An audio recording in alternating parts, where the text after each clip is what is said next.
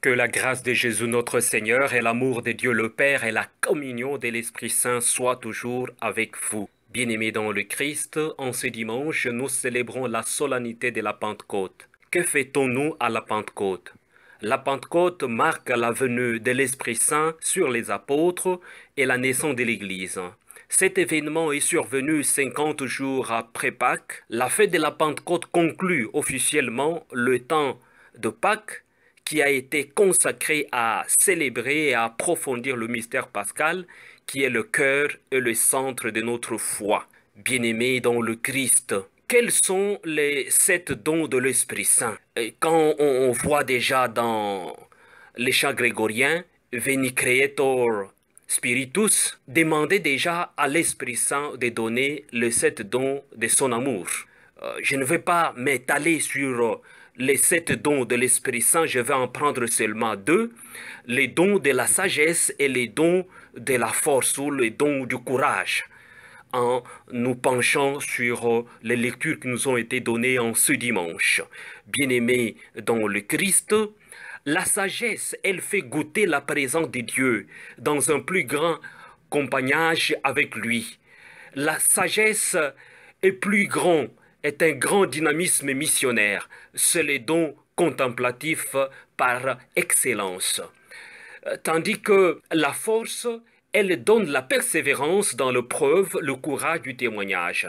Elle soutient le martyr, mais aide aussi au quotidien à accomplir son devoir d'État et à vivre le combat spirituel. C'est ce qu'on appelle l'héroïsme de la petitesse. Bien-aimés dans le Christ, notre monde aujourd'hui a besoin du don de la sagesse. En particulier, ce don est l'une des choses que nous devons encourager à nos jeunes à chercher et à utiliser, parce qu'il y a tellement de tentations qui nous éloignent et qui les éloignent de Dieu. Nous avons besoin, nous tous, de ces dons de sagesse pour nous aider à discerner ce qui va être bon, sain et vrai par rapport à ce qui va nous éloigner ou parfois ce qui nous éloigne toujours de la présence du Seigneur. Les apôtres au Cénacle, dans la première lecture, dans les Actes des Apôtres, vous savez, ils avaient peur des Juifs, ils avaient peur de mourir comme Jésus. Mais Jésus leur avait promis l'Esprit Saint, le défenseur viendra et il vous accompagnera. Saint Luc nous décrit comment cet esprit est arrivé par un grand vent qui soufflait et voilà, les langues de feu se posa sur les apôtres. Eux qui avaient peur et qui avaient des hésitations et qui doutaient, mais voilà, ils sont remplis de l'Esprit Saint et ils parlent. Et quand ils parlaient, les gens du dehors les entendaient dans leurs différentes langues. Être saisi par l'Esprit Saint, recevoir l'Esprit Saint comme le défenseur, comme l'esprit de vérité, comme l'esprit de courage, comme l'esprit d'amour, on est capable désormais de parler le langage universel. On est désormais capable de s'exprimer, de parler au monde entier, de parler aux différentes cultures, de parler aux différentes tendances. Et tout le monde nous écoute. Il s'agit du langage de l'amour. Si vous utilisez le langage de l'amour, tout le monde vous écoute. Si vous parlez cette langue universelle qui est l'amour, tout le monde vous écoute. Bien-aimés dans le Christ, quand vous faites du bien par ces nouveaux commandements que Jésus nous a laissés, tout le monde vous comprend. Même il n'est pas catholique, même il est protestant, même il est musulman, même il est hindou. Il vous comprend parce que vous parlez la langue universelle. Bien-aimés dans le Christ, la part de l'évangile de ce dimanche, Jésus nous dit, je vous donne ces commandements, les commandements nouveaux. Aimez-vous les uns les autres. Aimez-vous les uns les autres. Jésus, dans les aimez-vous les uns les autres, nous le savons bien, il avait matérialisé ces commandements en lavant les pieds des apôtres. Ça voudrait dire le don de l'amour, la langue universelle que nous pouvons parler, elle doit nous conduire au service. Elle doit nous conduire à la diaconie. le langage universel, il nous invite à braver la peur. Quand on parle la langue universelle, quand on utilise les langages universels, on n'a pas peur. Notre monde aujourd'hui est pollué par les discours politiquement trop corrects. Notre monde aujourd'hui est pollué par des discours diplomatiques, que ce soit dans la société normale, que ce soit dans l'église, que ce soit dans toutes les classes possibles de la société. Nous avons des discours diplomatiques.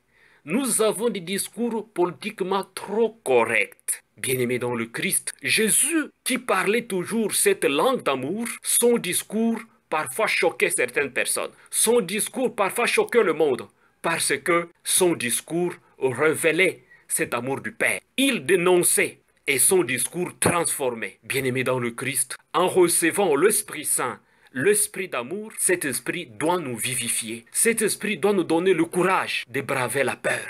Voilà pourquoi cet esprit, ces défenseurs que nous décrit la part de l'Évangile, va accompagner les apôtres dans les extrémités de la terre pour annoncer la parole. Cet esprit, nous, comme chrétiens, nous l'avons reçu.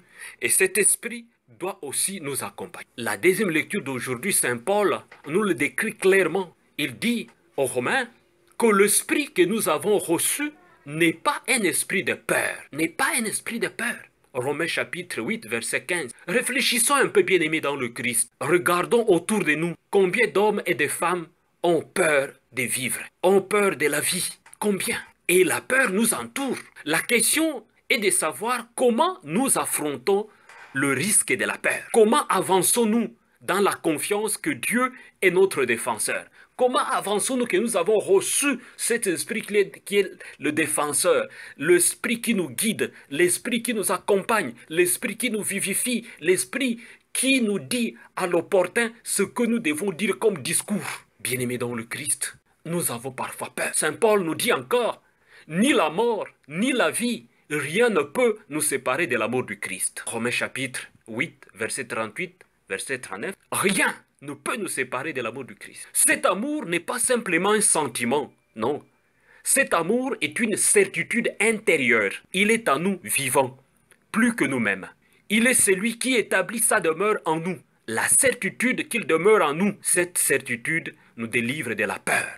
C'est pourquoi l'apôtre Paul nous dit que nous ne recevons pas un esprit pour devenir des esclaves. Nous recevons un esprit pour devenir des hommes libres.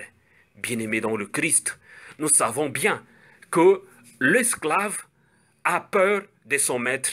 L'esclave vit dans la méfiance. L'esclave reste dans les soupçons. Mais nous avons reçu l'esprit qui vivifie, le défenseur, l'esprit qui rend libre. Et cet esprit nous ouvre la relation de confiance avec le Père. Nous allons et nous continuons à l'appeler Abba, Père. Il s'agit d'une relation spéciale, une relation de confiance. Restant dans cette relation de confiance, nous ne pouvons pas avoir peur. Bien-aimés dans le Christ, si nous sommes dans la relation de confiance, nous devons désormais créer la civilisation de l'amour. La civilisation de l'amour, c'est la reconnaissance de la valeur de la personne humaine et concrètement de toutes les personnes humaines. Mais quand nous regardons notre culture nécrophile, notre responsabilité de chrétiens bien-aimés dans le Christ, s'exprime par l'engagement de la nouvelle évangélisation. Et la civilisation de l'amour doit être comptée parmi les fruits les plus importants de cette nouvelle évangélisation. Parce qu'en recevant l'Esprit, nous devons aller dans toutes les extrémités de la terre, annoncer la bonne nouvelle, qu'il est vivant, qu'il est parmi nous, qu'il est amour. Dieu est amour. Et nous devons déclencher automatiquement la civilisation de l'amour.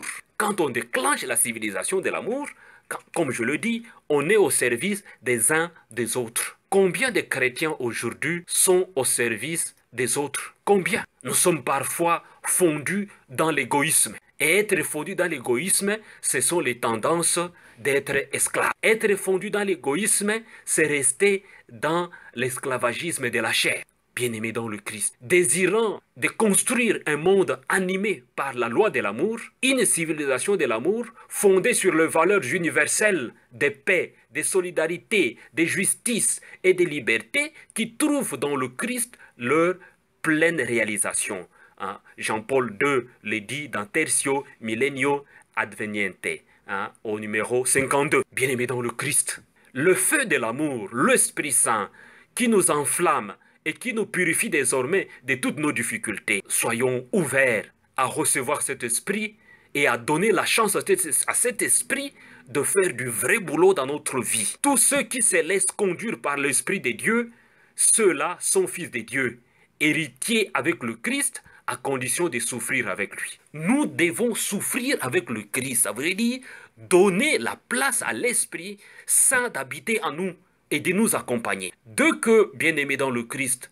nous entendons le langage de l'amour, notre cœur se reconnaît, car il est fait pour l'amour et par amour. Nous sommes appelés à être en relation avec Dieu par l'Esprit qui nous révèle, par cet esprit de vérité, l'esprit des dons, l'esprit d'amour, l'esprit révélateur de Dieu, l'Esprit Saint qui nous révèle dans nos cœurs le visage du Père que nous appelons Abba. Bien-aimés dans le Christ, quand nous regardons notre monde, il est torturé, en proie à la terreur, les souffrances, les massacres, les morts, à cause de l'appétit démesuré, à cause de ce que Saint Paul appelle les tendances égoïstes de la chair. Cela nous plonge dans le désarroi. Mais là, l'Esprit Saint qui accompagne les apôtres doit nous accompagner, nous tous les chrétiens, à sortir de notre misère et à gagner la paix intérieure que seul le Christ nous donne à travers l'Esprit Saint. Et prions tous ensemble à travers ces chants. Ô Seigneur, envoie sur nous ton Esprit Saint qu'il renouvelle la face de la terre. Recevez la bénédiction du Seigneur au nom du Père et du Fils et du Saint-Esprit. Amen.